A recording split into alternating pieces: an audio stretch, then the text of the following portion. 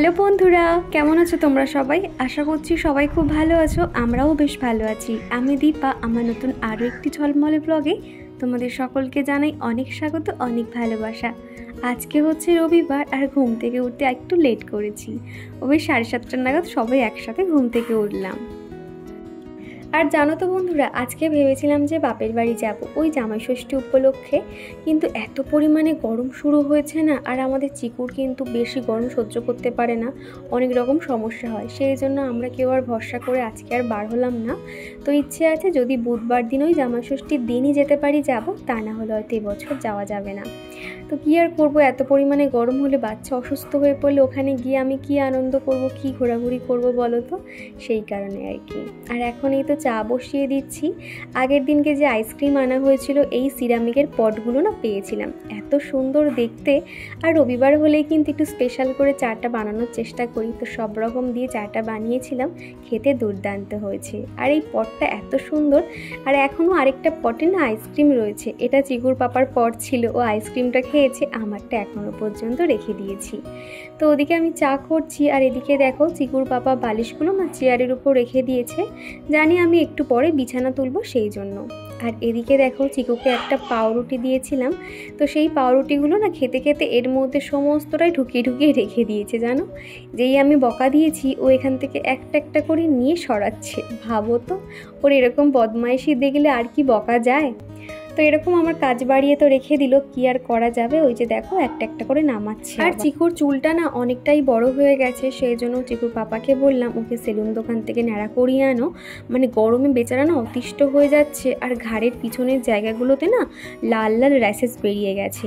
আর এই তো ওকে এখন রেডি করিয়ে দিয়েছি, তো বললাম ওকে নিয়ে একটু চুলটা কাটিয়ে আনো। কি পরিমাণে যে ঘামছি কি বলবো তোমাদের। চিকুকে এখন দোকানে পাঠিয়ে দিলাম, এবার ওর আগের লুকটা তো দেখিয়ে দিলাম, এবার চিকু আসবে নেড়ু হয়ে, কেমন দেখতে লাগে ভগবান জানে। তো চলো এবারে রান্নাবান্নাগুলো সেরে নিই। বাইরে প্রচুর রোদ, এত রোদ না দেখানো যাচ্ছে না জানো। এই ঘরে আবার পাখা চালিয়ে রেখে দিয়েছে। তো আমি এখন ভাতটাও বসিয়েও দিয়েছি। তো চিকুর বাবা চিকেনটা পুরো ম্যারিনেট করে দিয়েছে, আর এই যে এদিকে ভাতটা এখন হচ্ছে। তো এখনও সবজি কাটবো, এখন সকালে টিফিনও হয়নি। এই যে পাউরুটি স্লাইস করে নিয়েছি, যে গোল পাউরুটিগুলো হয়, পাউরুটিগুলো একটু ভাবছি ডিম টোস্ট মতন বানিয়ে দেবো, কিংবা একটু মিষ্টি জল করে ভিজিয়ে খেয়ে নেবো। এই গরমের মধ্যে আর একদমই ভালো লাগছে না। আর এরই মধ্যে কিন্তু আমি রান্নাবান্না সমস্তটাই সেরে নিয়েছি। এই গরমের মধ্যে না ওই ফোন নিয়ে ভিডিও শ্যুট করবার একদমই ভালো লাগছিল না জানো তো। তো রান্নাটা অফ ক্যামেরায় করে নিয়েছি, আর এখন রান্নার পর যে কয়েকটা টুকটাক থালা বাসন ছিল সেগুলো এখন মেজে নিচ্ছি। আর কি জানো তো, আমি সবসময় কিন্তু রান্না হয়ে গেলে সাথে সাথে রান্নাঘরটা পরিষ্কার করে নেওয়ার চেষ্টা করি, তা না হলে ওই কাজ ফেলে যদি একবার ফ্যানের নিচে বসেছি না, ওই যে শরীরটা ছেড়ে দেবে, যে করছি করে কখন যে বিকাল হয়ে যাবে নিজেই বুঝতে পারবো না। তো সেই জন্য কী করি, সময়ের কাজটা কিন্তু সময় করে নেওয়ার চেষ্টা করি, আর এতে কিন্তু রান্নাঘর সবসময় পরিষ্কার পরিপাটি থাকে। তো দেখো রান্নার শেষে কিন্তু আমি আগে থালা বাসনগুলো ওখান থেকে মেজে সরিয়ে দিলাম, তারপরে এই যে গ্যাস কাউন্টার টপটা রয়েছে সেটাও পরিষ্কার করে নেব। রান্নার শেষে একটা একটা করে ধাপে ধাপে আমি কাজগুলো করে নিই, এতে কিন্তু কাজটা অনেকটাই সহজ হয়ে যায়। আর কি জানো তো, রান্নাঘর যদি তোমরা সব সময় ঝকঝকে পরিষ্কার পরিপাটি রাখতে চাও, সেক্ষেত্রে তোমাদেরকে বলবো রান্নার সাথে সাথেই কিন্তু রান্নাঘরটা পরিষ্কার করে নিতে হবে। তার জন্য তোমাদেরকে কয়েকটা টিপস দিচ্ছি এখানে। কি জানো তো, এই যে গ্যাস কাউন্টার দেখবে আমরা ভেজা কাপড় দিয়ে মুছলে গ্যাসটা কিন্তু একদমই পরিষ্কার হয় না, সেখানে কিন্তু ভিম লিকুইড একটা নরম স্কচ ব্রাইট দিয়ে ঘষে নিতে হয়, সেক্ষেত্রে একদমই পরিষ্কার হয়ে যায়, কোনো রকম তেল চিটচিটে ভাব কিন্তু একদমই থাকে না।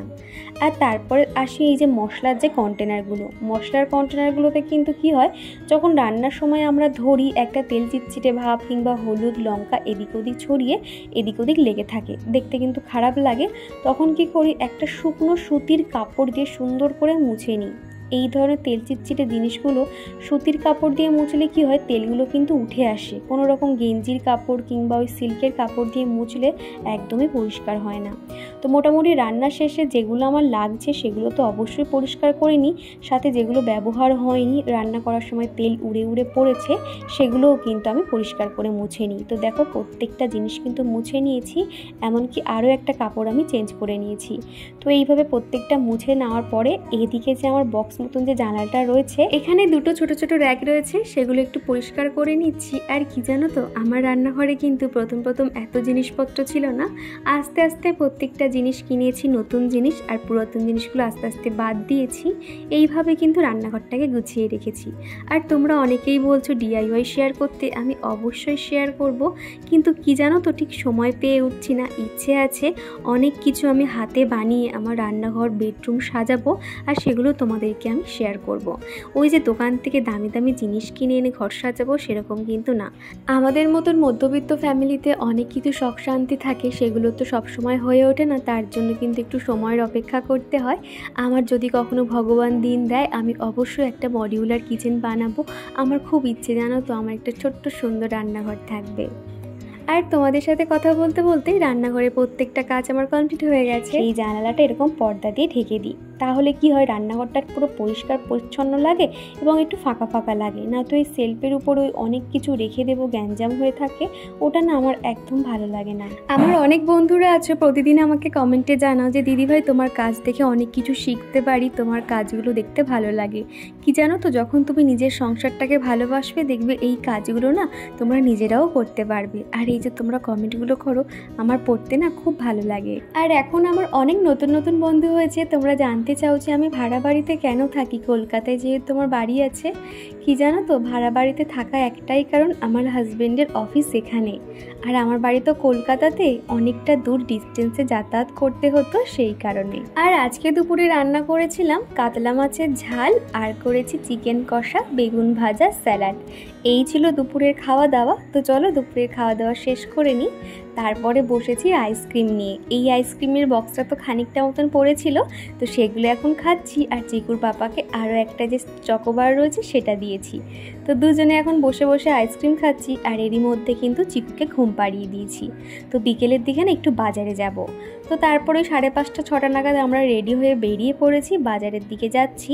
আর আমাদের বাড়ির চারপাশটা দেখো, পুরো চারিদিকে গাছপালা, বন জঙ্গল মতন।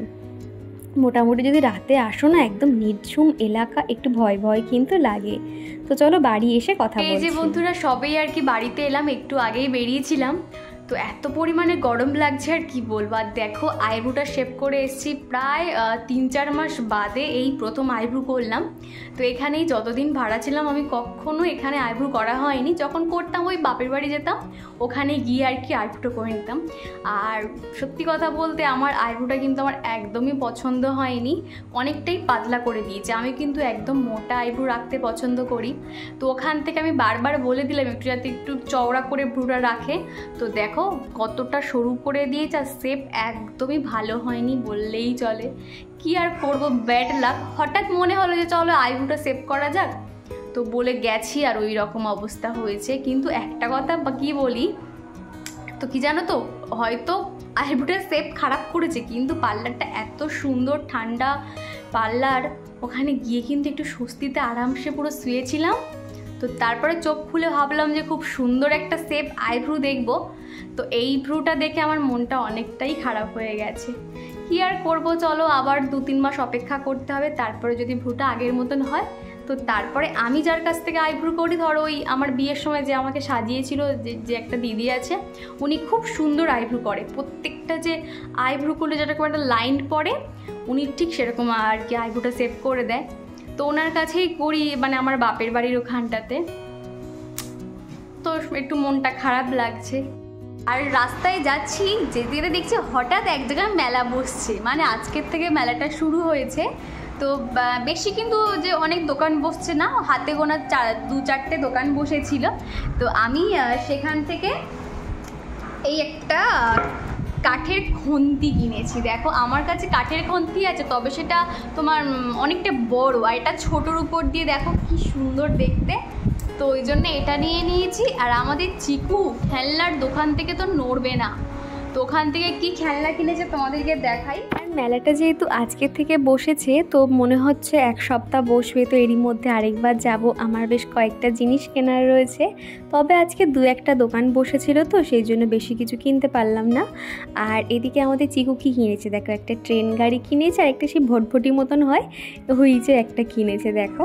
তো এই দুটো নিয়ে ভীষণ আনন্দ পেয়েছে, সারা রাস্তা বক বক করতে করতে আসছে। বাচ্চাদের তো এটাই আনন্দ, কোথাও ঘুরতে যাওয়া, মেলা বলো, ওদের এই সমস্ত খেলনা হলেই যথেষ্ট। তো দেখো আবার এটা তোমাদেরকে দেখাচ্ছে আর বলছে যে এটা পাপা দিয়েছে, পাপা পাপা এরকম করতে থাক। আর এই যে আমাদের চিউকে নেড়ু হয়ে কেমন লাগছে তোমরা অবশ্যই কমেন্টে জানিও। তো দেখো আমার এত ভালো লাগছিল, আমি ওকে শুধু জিজ্ঞাসা করছি কিরে বাবি তোর চুল কোথায়, তো তখন বলছে নেই, চুল নেই, এরকম করছে জানো তো। আর এখন এই যে খেলনাগুলো নিয়ে খেলছে, আর নতুন নতুন খেলনা পেয়েছে তো মোটামুটি 2 দিন মতন খেলনাটা নিয়ে খুব খেলবে, তারপরে এর চাকা খুলে ভেঙে চুরে আর কি রেখে দেবে। প্রত্যেকটা বাচ্চাই কিন্তু সমান, ওই নতুন নতুন খেলনা একটু খেলতে ভালোবাসে তারপরে আবার ভুলে যায়। আর এসেই মাত্র চিকুকে কিন্তু ফ্রেশ করিয়ে দিয়েছি, এবার ওকে ভাত খাইয়ে দেবো। বেচারার বিকেলে কিন্তু শুধুমাত্র হরলিক্স খেয়েছে, সেরকম আর কিছু খাওয়ানো হয়নি। তো চলো রাতের খাওয়া দাওয়াটা কমপ্লিট করে নিই। তো বন্ধুরা আজকের ভিডিওটা অনেকটাই ছোট দিয়েছি, সেই জন্য তোমাদের কারোর নাম আর নিতে পারলাম না। পরের ব্লগে আমি তোমাদের নাম অবশ্যই নিয়ে নেব। আর আজকের ভিডিওটা এখানেই শেষ করছি। ভিডিওটা কেমন লাগলো অবশ্যই কমেন্ট করে জানিও। ভিডিওটা ভালো লাগলে একটা লাইক করে দিও। আবারও দেখা হচ্ছে পরের দিন এরকম একটা সুন্দর ভিডিওর সঙ্গে। তো চলো টাটা।